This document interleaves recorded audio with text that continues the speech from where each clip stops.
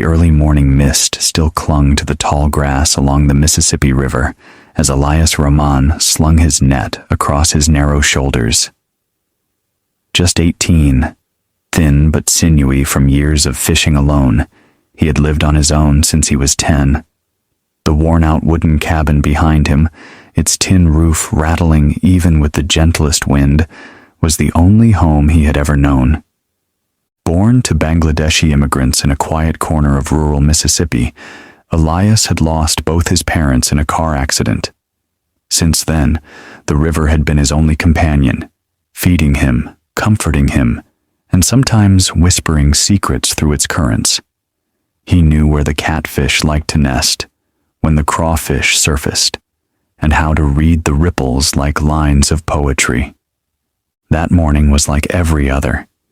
He cast his net into the still waters, expecting the usual pull of trout or maybe a snapping turtle. But as he tugged the net back, it felt heavy. Too heavy. Confused, Elias leaned his body weight backward and pulled with all his might. What emerged from the water wasn't a fish. It was a woman. A fully grown woman tangled in his net. Her dress torn, hair soaked and clinging to her face, belly swollen with child. Elias gasped, his heart freezing. "Oh my God!" He scrambled into the water, pulling the net apart. Her skin was ice cold, her lips pale, but she was breathing, just barely. Blood trickled from a gash on her shin, and her stomach, so round and vulnerable, moved with shallow breaths. With trembling arms, Elias lifted her and carried her to the riverbank. She was heavy, not just from pregnancy, but from something deeper. Wounds, exhaustion, fate. He didn't think twice. Elias brought her into his shack, laid her gently on his own bed, then ran for hot water and the few supplies he had. Some rubbing alcohol, gauze, an old Quran wrapped in plastic beneath his pillow. He washed the cuts on her legs, dabbed her forehead with cool cloth, and whispered calming words even though she was unconscious. That night, the wind howled and the roof leaked. Elias stayed by her side, changing her compresses and watching her chest rise and fall, terrified it might stop. 3 days passed. She didn't wake. He tried to spoon broth between her lips, whispered his name to her in the quiet hours. "I'm Elias," he said. "You're safe." Then, on the third night, a whisper broke the silence. "Water." His eyes shot open. He ran to her, helped her sip from a chipped mug. Her eyes fluttered open, brown and clouded, but alive. "My name is Safia," she croaked. Elias froze. That moment, the name, the voice, the unexpected presence, it all crashed into him like the river current during a storm. His life was never going to be the same. And deep down, he already knew. Fate had cast its net, and they were both caught in it. Days passed slowly in Elias's tiny riverfront cabin. Though Safia was awake, she spoke little. Her voice was faint, her breaths labored, and her eyes often stared silently through the cracked window toward the bamboo grove beyond the backyard. Elias tried to fill the silence with stories. While stirring soupy oatmeal or reheating lentils over the rusted stove, he spoke of his past, about how he lost his parents at 10, how his father drowned fishing one foggy morning, how his mother, broken by grief, passed away shortly after. "Some say it was a broken heart," he said softly. Safia listened, never interrupting, but Elias could see tears glistening at the corners of her tired eyes. One evening, as the sky turned coral pink and fireflies floated like soft sparks outside the window, Safia stood up slowly. Her legs wobbled beneath her, but she held on to the edge of the wall for balance. Elias quickly grabbed the wooden walking stick he'd carved from an old hickory branch and handed it to her. "I made it for you," he said shyly. Sophia smiled, just barely. It was the first time he had seen a smile on her face. "I don't know why you're doing all this," she said. "Because you need help," Elias replied simply. That night, everything changed. Elias had just finished washing dishes by the river. The water shimmered under the moonlight. When he returned home, he heard something unusual, a low, muffled sobbing. He rushed inside. Safia was curled in the corner of the room, hugging her knees, trembling violently. Her shoulders shook with every breath, and her face was streaked with tears. "Sophia!" Elias knelt beside her. "What happened?" She shook her head, unable to speak. He waited. Minutes passed before she finally whispered, "I'm sorry. I couldn't hold it in anymore." Elias didn't push. He sat silently, letting her pain unravel at its own pace. And then she began. "I used to live in Atlanta," she said. "I was the wife of a very wealthy man. Everyone thought I had the perfect life, designer bags, luxury cars, photos on social media of dinner parties and vacations. But behind those doors, it was a nightmare." Her voice cracked. "He hit me, Elias. He raped me. Even when I was sick. I lost a baby once. He kicked me during an argument, and the baby, it didn't make it." Elias's fists clenched. "My family didn't care. They said, 'At least he's providing for you.' They were blind. Or maybe they just didn't want to see." She paused, staring at her hands. "When I found out I was pregnant again, I knew I couldn't survive another day. I ran, into the rain. No plan, just fear. The next thing I remember, I woke up here." Elias didn't speak. He simply took her hand, fragile, cold, but still strong in its own way. "You're not a burden," he said softly. "You're a human being, and no one should have to go through what you did." Sophia looked at him, startled. "But I'm too old. I'm 45. This baby, maybe it won't even survive. Maybe I won't. And what if my husband finds me? What if you decide I'm too much?" Elias shook his head. "You're here. You're safe. And no matter what happens next, you're not alone anymore." That night, they sat side by side on the floor, listening to the rain tapping the tin roof above them. Inside, where silence once lived, there now existed a fragile bond. Two broken souls who had found each other, unexpectedly, but perhaps not by accident. For the first time, Elias didn't feel like a boy lost in the world, and Sophia didn't feel like a woman discarded by it. They were both still healing. But now, they were healing together. 3 weeks had passed since Sophia first whispered her name.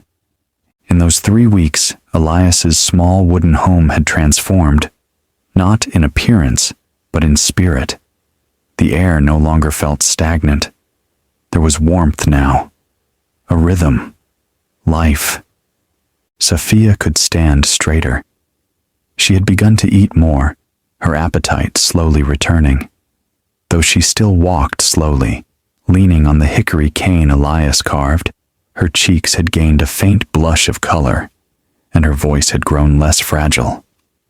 Some evenings, Elias would catch her humming softly, tuneless, almost like a lullaby, as she sat crocheting old fabric into a baby blanket.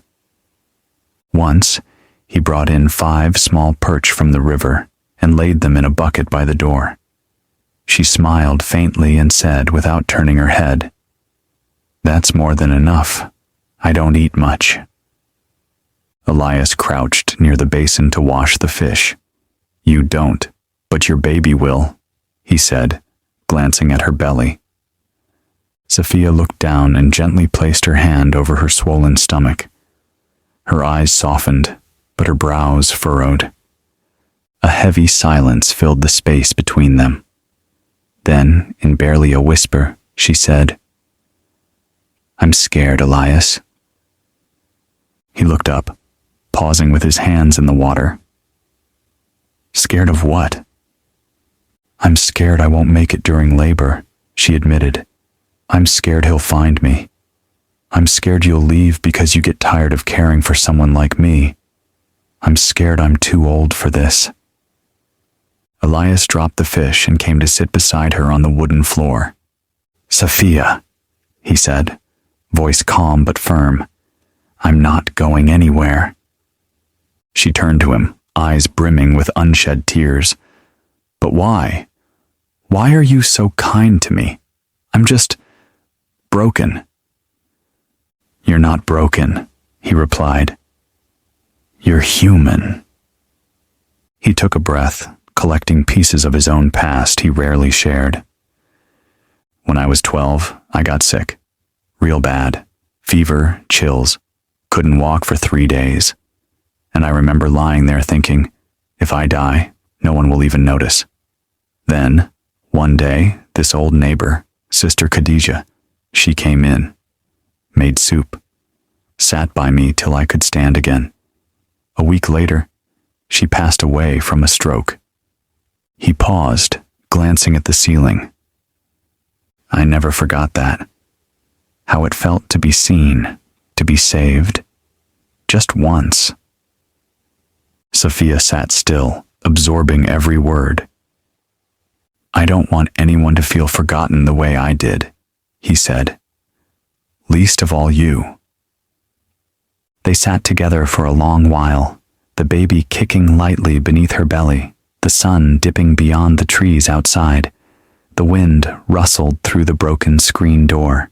It smelled like river mist and fresh earth. That night, Sophia had her first full meal in weeks.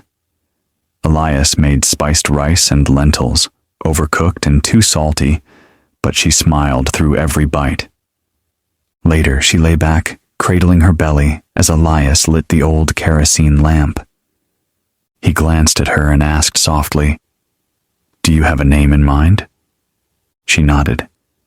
"If it's a boy, I'd like to call him Rahim." "Merciful," Elias said, his eyes warm. "And if it's a girl, Amina." They smiled. In that fragile house made of old wood and rusted nails, two people were building a future neither of them had ever dared to imagine. But fate, once again, was watching. And it wasn't done testing them yet. By the end of the 4th week, the Mississippi air had grown heavier, thick with the smell of wet soil and spring rain. Sophia's belly had rounded further, and her hands rested on it protectively, constantly. She whispered to the baby now, soothing phrases in Arabic and English, as if sending prayers directly into her womb. But joy and peace, like the river, could shift without warning. One night, after dinner, Sophia clutched her belly mid-sentence and let out a sudden gasp. Her bowl clattered to the floor. "Elias!" she cried out. He rushed to her side. Her skin was clammy, her breathing rapid, sweat beaded at her forehead. "I think it's time," she said, voice strained and frightened. Elias's heart raced. He had never seen a woman give birth, let alone helped one. "I'll get help, I promise," he said, grabbing his jacket and darting out into the night. The rain had just begun. He sprinted barefoot through muddy paths toward the far end of the village, to a faded yellow house with a crooked mailbox. There lived Miss Eleanor, a retired midwife in her late 60s, wise, quiet, known for delivering half the babies in the area before the clinic ever came to town. He knocked frantically. She opened the door in a faded housecoat, her graying curls pinned loosely beneath a scarf. One look at Elias's face, and she didn't ask questions. "I'll get my bag," she said. By the time they returned to Elias's cabin, Sophia was moaning through clenched teeth. Her breaths came in sharp bursts, her hands gripping the bed sheets with knuckles white as chalk. Miss Eleanor didn't hesitate. She washed her hands in scalding water, lit the room with a second oil lamp, and calmly spoke instructions. "Get hot water, Elias. Clean towels. We might be here a while." Elias obeyed, every movement trembling. In the corner of the room, he clutched a worn-out prayer bead his father once gave him. "You stay strong, Elias," Miss Eleanor said without looking up. "She's gonna need you."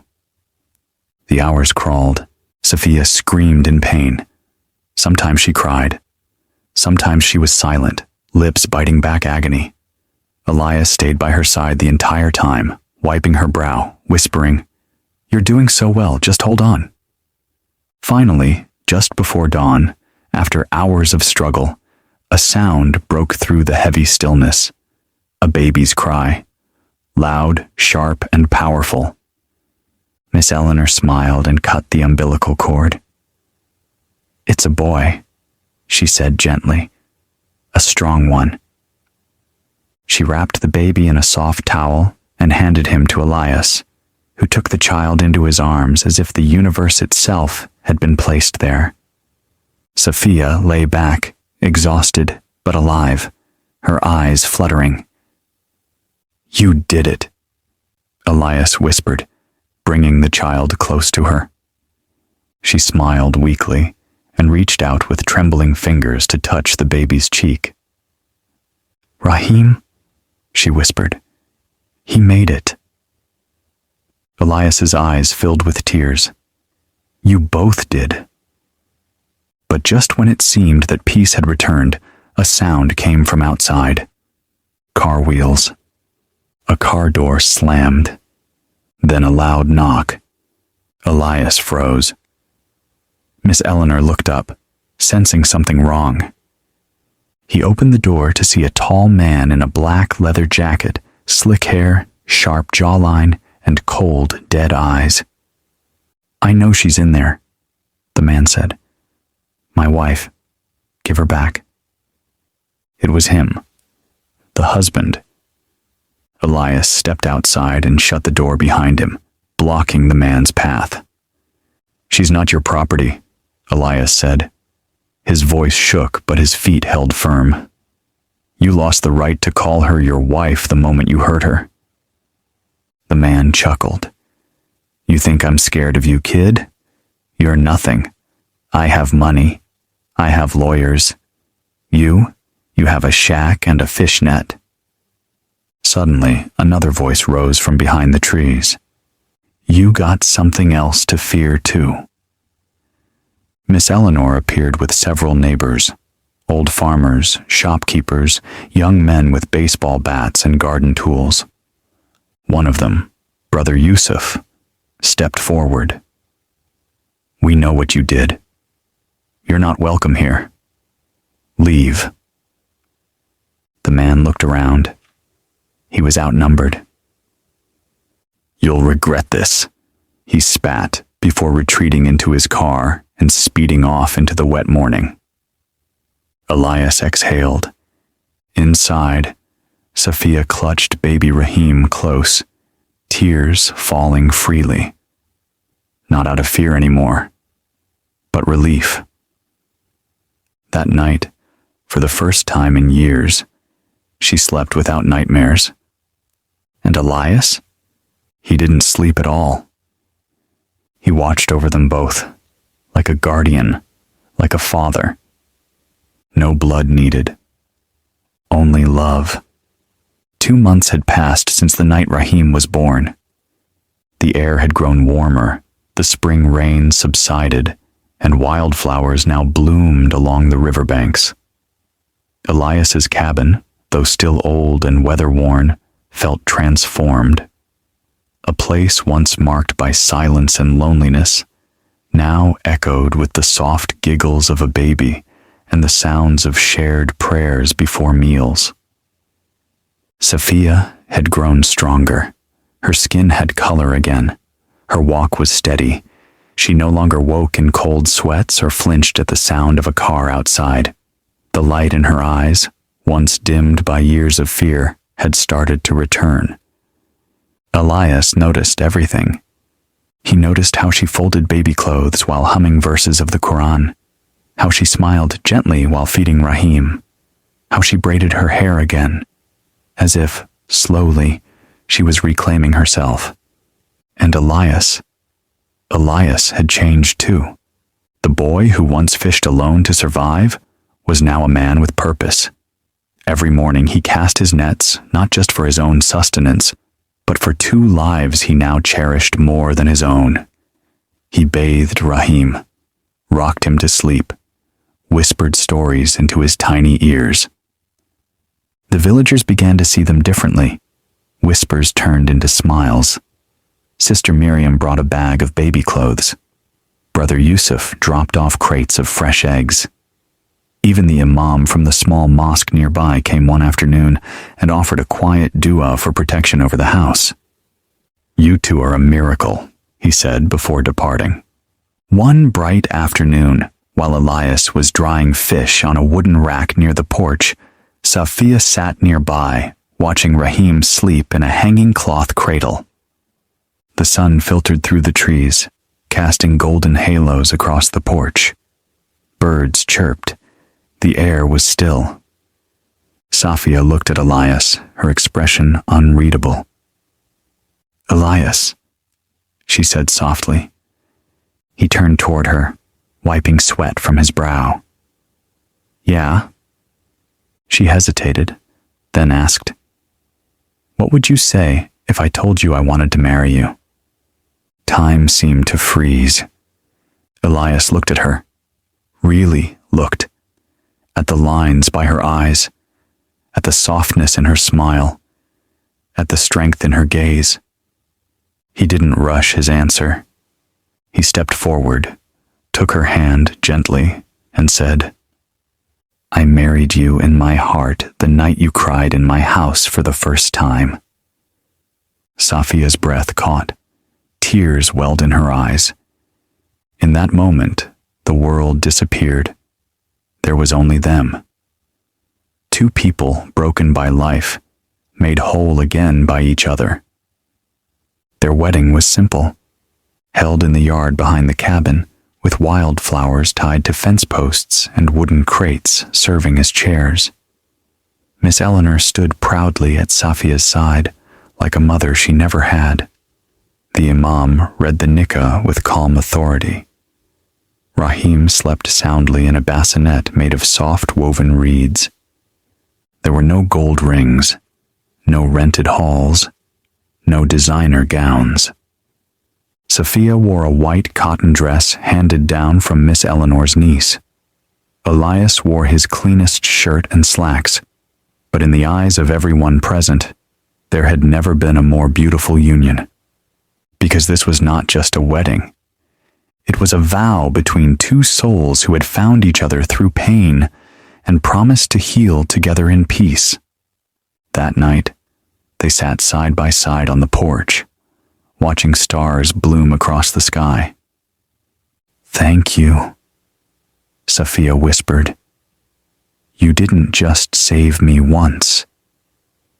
You save me every day." Elias squeezed her hand. "And you showed me how to be a man, how to love without fear." From inside, baby Rahim stirred, letting out a soft cry. They both stood up at once, smiling, laughing, walking back inside, hand in hand. Their life would never be perfect. There would still be struggles, still storms, but they would face them together. And the river, once a place of loneliness and loss, now flowed beside a home that beat with love, trust and faith. A home that never stopped believing in second chances.